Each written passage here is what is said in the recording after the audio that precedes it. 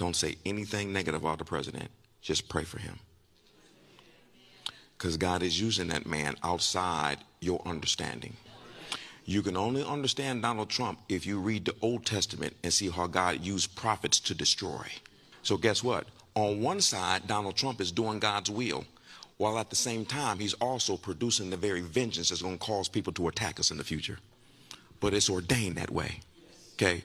They are dancing so much in Nigeria because Donald Trump went over there for one reason and brought it with the United States military. He said, oh, you want to kill Christians? Wonderful. We're going to kill you. And we sent a bunch of military people over there, and they just start knocking down terrorists like you do at the bowling alley. He said, this is return for what you're doing to Christians. So the Nigerians are dancing. Then I woke up this morning and found out that Donald Trump then bombed Venezuela and kidnapped the president and his wife and brought them back to America. I was like, what?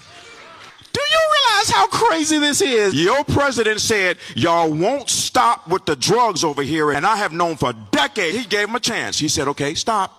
We first going to start bombing your boats. How many know for the last few weeks our military have been bombing all of the boats bringing drugs to America, killing your kids. They want evil in this country. They want drugs to keep the systematic. Never mind. They said we have overwhelming evidence that the president of Venezuela was in cahoots with the drug dealers pouring drugs into America.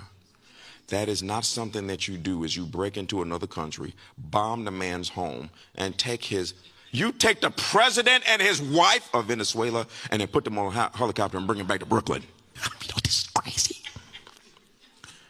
But guess who's rejoicing? Y'all want to know who is rejoicing? The Venezuelans. So that should tell you something. Why is it every time, all the people talk about this man, but every time he does something, the people rejoice. And so you're making decisions based on emotions of what you think. You're not making decisions based on how God uses men. When you see how God is using this man, he fits so easily into scripture when God gets ready to judge evil. And the men that he always uses to judge evil are always crazy.